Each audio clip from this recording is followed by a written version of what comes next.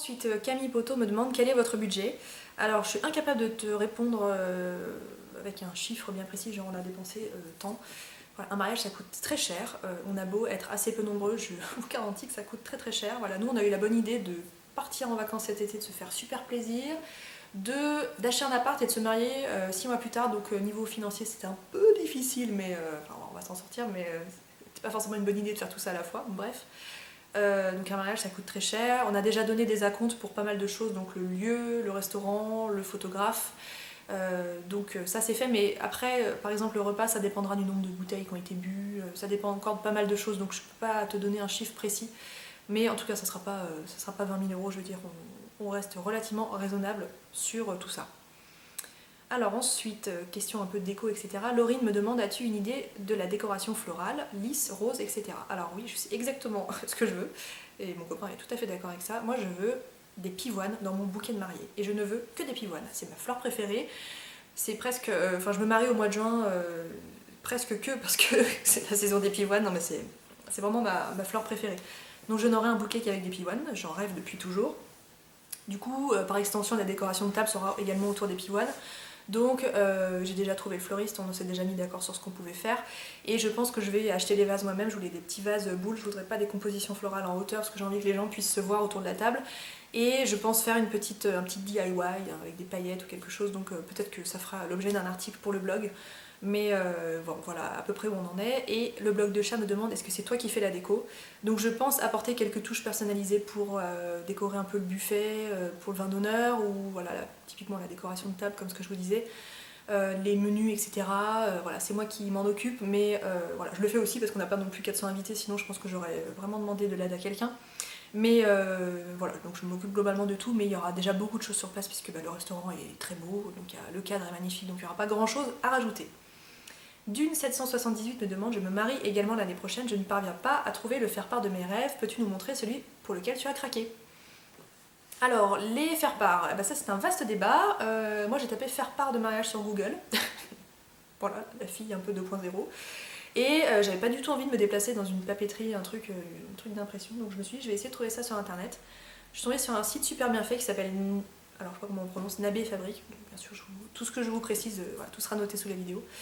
C'est un site qui fait des faire-part de naissance, de mariage, d'événements en particulier, et ils ont tout un tas de modèles prédéfinis que vous pouvez personnaliser à outrance, vous pouvez vraiment rajouter tout ce que vous voulez dessus. Moi j'ai craqué pour le modèle Liberty, voilà, donc Liberty avec des petites fleurs, quelque chose de voilà, très, très frais, très, pour autant assez discret. Je l'ai montré à mon chéri qui m'a dit oh là là c'est très bien, ça me va très bien, fais comme tu veux. Voilà, il a quand même validé, mais celui-là est très très bien. Donc on est parti sur ce fond là, et donc on va tout décliner autour de ce thème, donc le faire-part Save the Date, le vlog Save the Date que vous avez vu, donc il y a une des photos qui sera située à l'arrière de ce faire-part. Qu'est-ce que c'est un faire-part de Save the Date? C'est un faire-part qu'on envoie presque un an avant le mariage, enfin nous ça sera plutôt 8 mois, pour prévenir les gens qu'on se marie tel ou tel jour, pour qu'ils puissent en gros booker leur journée, ça fait un peu écocentrique mais en gros voilà, booker votre journée pour nous, on se marie ce jour-là, et quelques mois avant on enverra le vrai faire-part avec l'invitation pour le repas, ou pour le vin d'honneur, ou pour les deux, etc. Donc voilà, le Save the Date, je vous mettrai une photo juste ici pour que vous puissiez voir à quoi il va ressembler.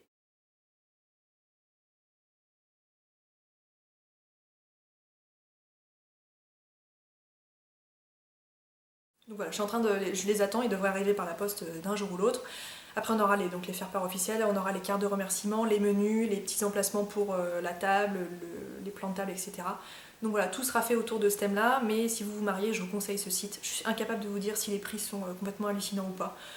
Moi j'ai eu un coup de foudre pour ce modèle-là, donc je suis restée dessus, mais je peux pas du tout vous dire si c'est plus cher ou moins cher qu'un autre site. J'espère que la qualité est très belle, en tout cas il y a de très très bonnes revues sur internet, mais j'ai pas encore reçu les faire-part.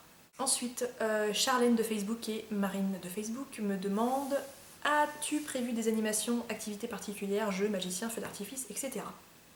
Alors, en animation vraiment particulière, on aura ce qu'on appelle un photobooth sur place, donc au niveau du vin d'honneur restaurant. Et qu'est-ce que c'est en fait? C'est une sorte de studio photo, donc c'est une activité qui est proposée par notre photographe. Donc vous prenez place sur un fauteuil, des chaises, etc. Et vous avez des petites moustaches sur des pics, des lunettes de soleil, des machins, des chapeaux.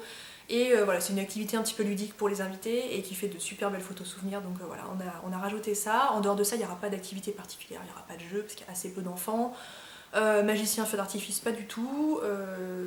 On avait entendu parler d'une histoire de lâcher de ballons lumineux sur place qui était proposée par le restaurant. On trouvait l'idée assez séduisante et puis apparemment il manque des autorisations de la mairie, de la ville qui acceptent plus qu'on fasse ça. Bref, bon, on a tout laissé tomber. Mais voilà, globalement, comment ça va se passer. Ces deux mêmes personnes, ou je ne sais plus qui, m'a demandé si c'est un mariage plutôt traditionnel ou original. Alors pas vraiment traditionnel dans le sens où voilà, il n'y aura pas d'église, etc. Mais ça ne sera pas non plus complètement délirant, ça ne sera pas complètement original. J'aurai une robe blanche, mon chéri aura un costume avec une cravate, enfin je veux dire, il n'y a rien d'extravagant. Ensuite plutôt buffet ou repas servi à table, donc comme je vous ai dit, le vin d'honneur, et ensuite on passera à table. Lindsay me marque, quels sont tes conseils pour un mariage à petit budget? Alors, Internet, c'est une mine d'or en ce qui concerne les mariages. Si vous avez envie de faire vos faire-part vous-même, vos cadeaux pour les invités vous-même, vos décos, vos chemins de table, vos trucs, on peut tout trouver sur Internet, c'est absolument hallucinant. Je te noterai sous la vidéo plusieurs sites qui peuvent te donner plusieurs inspirations pour plein de choses. Si vraiment vous prenez le temps, vous avez du cœur à mettre à l'ouvrage et que vous avez envie de faire un mariage à petit budget et sans renier sur la qualité, il y a vraiment beaucoup de pistes sur internet. Pinterest aussi, c'est une mine d'or pour tout ce qui est trucs à faire soi-même, etc. Donc j'essaierai de te mettre un maximum d'infos sous la vidéo. Sam Tortue me demande, est-ce que tu as une musique de mariage? Alors, à la mairie, tout ça, il n'y aura pas de musique, enfin, je ne pense pas. Et pendant le vin d'honneur, on aura une animation musicale par un duo, donc un monsieur à la guitare et une dame à la voix. On a craqué sur ce duo avec mon chéri, donc ils font des reprises de, par exemple, Toxic de Britney Spears, mais version jazz. Ils font un peu de Jackson 5, ils font un peu de Marvin Gaye. Enfin, voilà, nous, c'est tout ce qu'on aime. Ça va être, voilà, ça va rajouter un peu de chaleur, un peu d'ambiance au vin d'honneur. Pour autant, je pense pas que ça va faire danser les gens, mais voilà, on tenait à ce qu'il y ait quelque chose au niveau du vin d'honneur.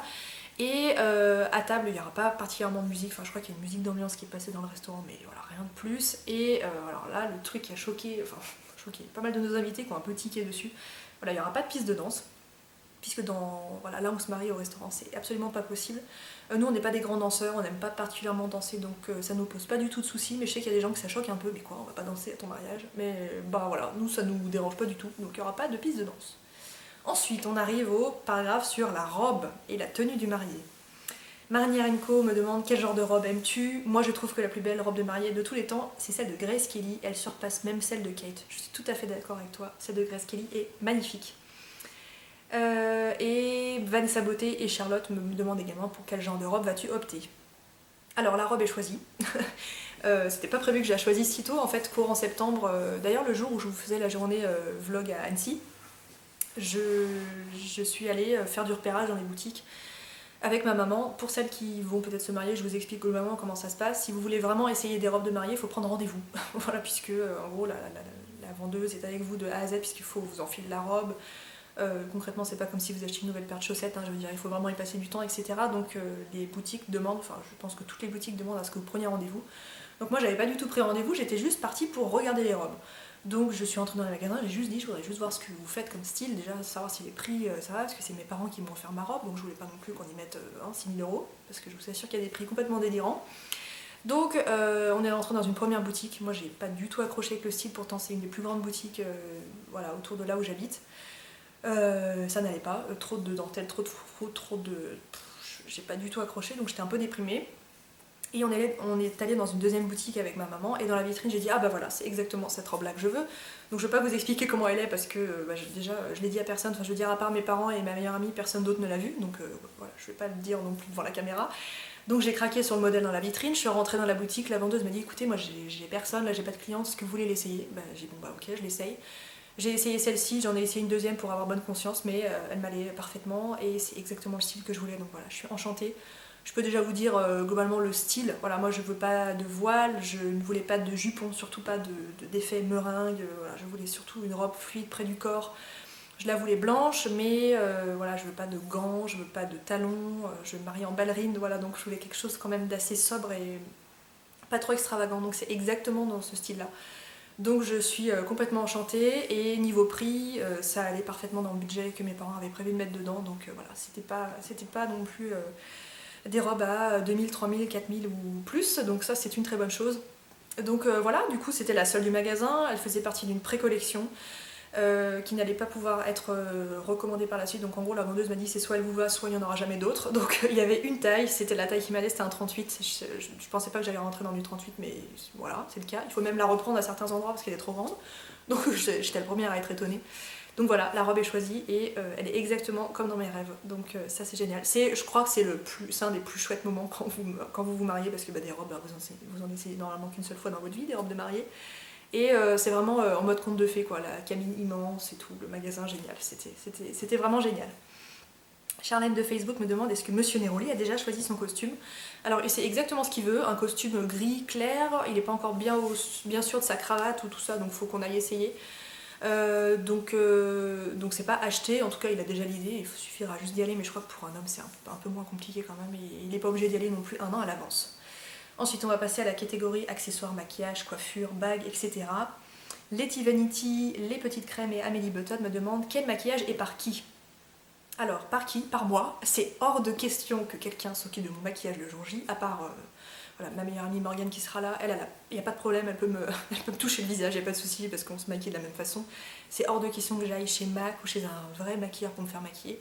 Moi le jour de mon mariage je veux ressembler à moi et à personne d'autre. J'ai pas du tout la prétention de dire que je me maquille à la perfection, mais je trouve que je me débrouille pas trop mal. Et voilà, je sais ce que j'aime, je sais ce qui me va, je connais les couleurs de fond de teint qui me conviennent, je sais quelle texture je veux, je sais quel produit dure dans le temps. Donc je me maquillerai toute seule. Ce que je vais faire c'est probablement un teint très très unifié, donc avec des produits plus couvrants que d'habitude.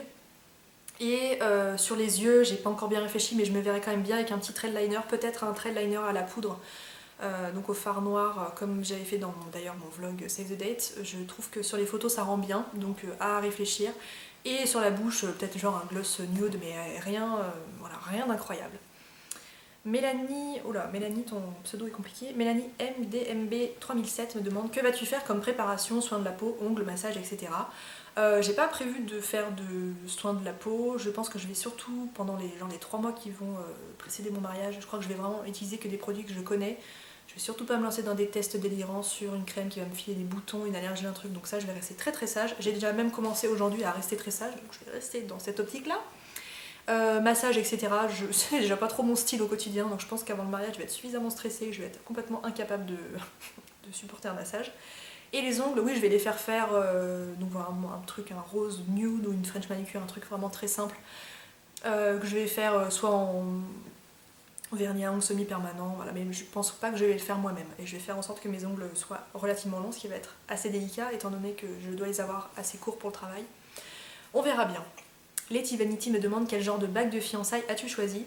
Alors la bague de fiançailles, je ne souhaitais pas l'acheter dans le commerce chez Mauboussin ou que sais-je encore, puisque j'ai un diamant qui appartient à ma grand-mère, voilà, dont j'ai hérité, et je souhaitais m'en servir pour créer ma bague de fiançailles.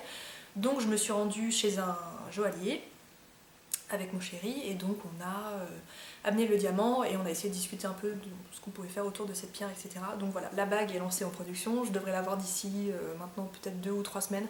J'ai super hâte de la voir, donc ça sera il y a une question d'ailleurs qui arrive par la suite. Ah non, c'est sur les alliances, pardon. Donc ça sera un diamant avec des petits diamants autour, encore un peu sur le côté, sur une structure en or blanc. Voilà, ça sera pas un gros solitaire, j'avais pas du tout envie d'un solitaire vraiment très imposant au milieu d'une bague. De toute façon, le diamant que j'avais était vraiment trop petit pour ça, ça aurait peut-être pas très très bien rendu, ça l'aurait pas beaucoup mis en valeur. Donc voilà, j'ai super hâte de l'avoir, je suis complètement hystérique et à mon avis elle va être magnifique. Charlène de Facebook et Charlotte Garnier m'ont posé des questions sur les alliances. Quel métal as-tu choisi pour les alliances? Comment est-ce qu'elles vont être? Allez-vous avoir les mêmes? Donc quel métal? Ça sera de l'or blanc, autant pour moi que pour mon chéri. La mienne sera avec tout plein de tout petits, mais vraiment tout petits diamants sur tout le tour. Non, je vous raconte une bêtise, uniquement sur la moitié. L'autre côté, vraiment ça qu'on voit pas ici, sera uniquement en or blanc. Mon chéri aura uniquement ce qu'on appelle un jonc en or blanc assez fin, rien d'incroyable. Et donc non, pour répondre à la question, on n'aura pas les mêmes. Ça sera dans le même métal, mais ça ne sera pas les mêmes. Le voyage de noces, Dune 778 me demande avez-vous une idée de destination pour votre voyage de noces? Eh ben non, on en a, et la même question a été posée par Charlène et Chloé sur Facebook. Est-ce que vous avez déjà choisi une date ou un lieu pour la lune de miel? Je n'en sais rien, on n'a pas encore vraiment décidé de ça, il va peut-être falloir qu'on commence à y réfléchir. On a très envie, nous, voilà, du délire, une île avec du sable blanc et boire des cocktails toute la journée, et puis voilà, ne faire que se prélasser sur la plage. Je pense qu'on va partir dans ce délire-là. Mais alors la destination, on m'a beaucoup parlé des Seychelles, ça nous tente bien. Voilà, ça sera une destination paradisiaque dans ce genre-là, et on voudrait partir 2 semaines hein, pour faire une vraie coupure. Et donc j'ai la question bonus, on va dire, qui a été posée par Charlène sur Facebook. Pour vous, le mariage, est-ce que c'est vraiment important ou juste une étape à franchir avant d'avoir éventuellement des enfants? Alors nous, c'est pas juste une étape, voilà, genre il fallait se marier pour avoir des enfants. Pour moi, enfin pour nous, je pense parler de nous, mon chéri aussi. C'était un engagement super important. Je pense qu'on aura des enfants par la suite. Je dis des enfants, mais ce sera peut-être un seul enfant. Voilà, on ne sait pas du tout ce que la vie nous réserve. Voilà. Je pense on aura un enfant d'ici. Ça dépendra aussi du temps qu'on a pour l'avoir, mais je sais pas, peut-être 2 ou 3 ans, j'ai pas trop d'idées. Donc voilà, on s'est toujours dit qu'on aurait un enfant et puis qu'on verrait ce que ça donne plus tard, mais on tenait absolument à être mariés avant d'avoir un enfant. Alors bien sûr, si la vie s'était faite différemment, si j'étais tombée enceinte il y a 1 an, c'est tout, hein, j'aurais eu un enfant sans être mariée. J'en aurais pas fait une scène, mais nous dans notre esprit ça a toujours un peu fonctionné comme ça. Donc voilà, une étape, mais une étape très importante avant de construire une famille par la suite. Et ben voilà, j'ai répondu à toutes vos questions. Si par hasard une des questions n'a pas été abordée dans toute cette très longue vidéo, n'hésitez pas à la poser en commentaire, je me ferai un plaisir de vous répondre.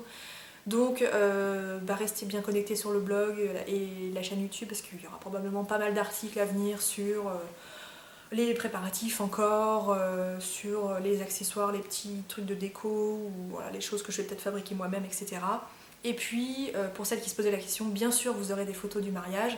Alors, je vais pas vous mettre l'album photo entier, sinon ça va être déprimant, mais comme je l'ai fait pour le Save the Date, vous aurez bien évidemment les plus beaux clichés du mariage, puisque je trouvais ça important de partager ça avec vous. Et moi, j'aime tellement voir d'autres photos, je me dis que c'est peut-être sympa aussi de partager les miennes. Donc voilà, Monsieur Neroli est tout à fait d'accord pour apparaître sur le blog, vous avez remarqué, maintenant il se lance. Donc je suis super contente, super enthousiaste que lui aussi accepte de faire tout ça avec moi. Donc voilà, si vous n'avez pas compris que j'étais super heureuse, je sais pas quoi vous dire de plus.